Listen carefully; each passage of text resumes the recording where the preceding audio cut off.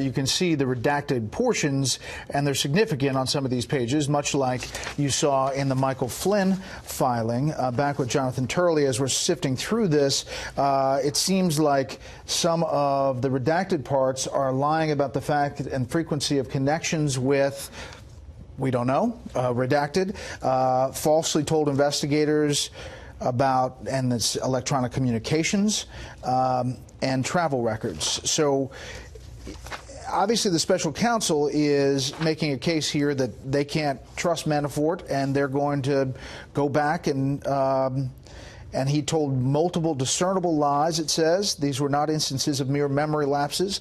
If the defendant contends the government has not acted in good faith, the government is available to prove the false statements at a hearing, saying they have the evidence to back it up. Right. First of all, we know that Paul Manafort is not very discerning. You know, he was nailed even before trial on the phone, essentially trying to influence witnesses. And that was a particularly moronic act, since you have to know that your phone is being monitored at that stage when you're under home confinement. And it does sound like this is it fulfills that pattern. They're suggesting that they have tapes and other proof that he directly lied. What I think is interesting about both these filings, though, is you have two individuals here, even Michael Cohen, who's clearly not giving the special counsel what he wants. And we've seen that with Corsi, we've seen that with Papadopoulos, that here you've got someone like Cohen over here who's cooperating across the board, but not enough. And the question is why? What is it that they want Cohen to say? And that, I think, fulfills the narrative of the White House, that Cohen is not exactly a discerning individual himself. Well, in fact, the president has said he's a bold liar. He's tweeted that this guy lies all the time. Yeah, et cetera, and Cohen's about as discerning as a jukebox. You know, anyone that puts a quarter in, he'll play the tune. And so here you've got this guy who has a bad reputation for saying anything that will help him, but not saying enough to please the special counsel. Now, what is really clear here, well, the Cohen aspect, and this is too late for Paul Manafort, who's going to be ground into a fine pumice, but it's clear with Cohen that this is not the end. For Cohen. They're dangling out what's called a 5K 1.1 letter, which is basically a cooperation letter. And they come back repeatedly and say, you don't have that letter. And so what they're doing is essentially turning this into a canned hunt. They're going to hit him with a sentence. The only way he's out of that cage is if he tells them what they want to hear. But that actually is concerning to me, because here's a guy who's obviously cooperating fully. They say he's credible. So what else did they want him to say? Right. And when you look at where the narrative breaks down, you begin to get an idea, you know, where Cohen says, look, nothing happened out of this contact with the Russians. Yeah. You know, nothing went forward. And one suspects that that wasn't good enough. The question is where we go from here and whether this tells us anything about the roadmap ahead. Whether these documents suggest that this is coming to a head and could lead to a Mueller report in coming days, or whether this tells us there's a lot more yet to go for Mueller and the Southern District of New York. Well, you know, the good money was always on a report being issued by the end of the year for one reason only. Mueller doesn't want to wait to issue a report to the Democratic House. That makes it look particularly bad. It would be better to issue at least the collusion part of the report by the end of the year. It's not clear if that's going to happen. But what is clear out of here, and we've known this for a couple weeks now, is that they are trying to bag Donald Trump. I mean, I know that may sound like, oh, how naive that is, but most of us assumed that the trail, if any trail that was there, it was long, cold, and barely discernible. In the last few weeks, we've seen Mueller pressuring witness after witness specifically to create a clear shot to Trump. And so what's appearing, the delay here, is they're seeing if they can get that final puzzle piece. The question is what that is. We know Mueller hasn't gotten what he wanted. The question is, has he gotten enough? In this filing on Manafort, there are multiple references to this guy, Konstantin Kilimnik.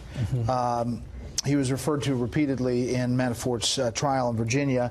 Prosecutors said Kilimnik was basically based in Cyprus, also known as Dr. K, and helped Manafort complete what they said was his illegal financial transactions for many of shell companies in Cyprus. And they say that he lied about the fact and the frequency of his interactions with this guy. What we don't see is how this Kilimnik fits into a broader piece in a bigger puzzle. No, this is a wonderfully colorful figure, including the common reference of Dr. K. It's something of 007, you know, in Cyprus, right? But every time we get to Dr. K, everything's blacked out, which indicates that there is ongoing investigations and possibly information they don't want Cohen to see. Because Cohen is in the dark here. You know, when you go for a proffer, when you go for immunity, you're given what's called a queen for a day. It seems like, according to these filings, he got a queen for 7 days, where he sat down at least 7 times to proffer what he knows. That's exposing you, by the way. People misunderstand that. Those statements can be used against you to some degree. Clearly in those meetings, he gave them a lot, which they're sort of begrudgingly acknowledging here.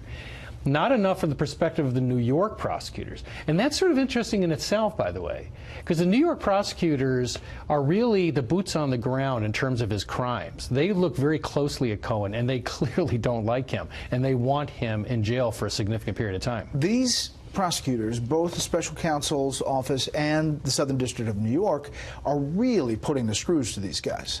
And what I can't determine is whether they're getting what they're looking for, and is it painting this picture? Well, they're clearly not, right? Yeah. I mean, and so in the big picture, doesn't that seem like, if you're on the Trump team, you look at this and say, I mean, there's some here that we're concerned about, obviously. Yeah, they should be concerned.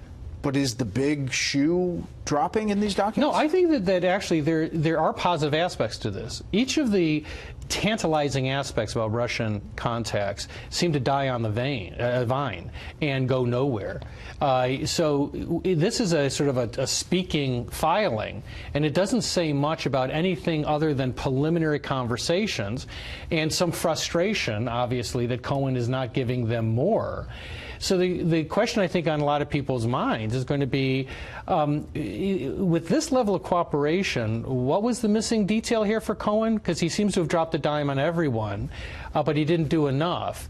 Now, as for Manafort, you know, he's gone. Now, the question is an intriguing one, whether Mueller played Manafort or whether Manafort played Mueller. I mean, because Mueller got a lot of information, but Manafort stopped that second trial from occurring, pled to 10 counts. He would have been convicted of more than that, cooperated so he can argue that to the judge, and still is making a play for a pardon. Yeah, and that's a real question. And the president has said that it's still on the table about a pardon for Manafort. Speaking of which, the president, as we mentioned earlier, putting out that tweet saying it's totally cleared the president. Thank you, exclamation point, for reaction. And I guess that's all we're getting so far. John Roberts joins us from the North Lawn.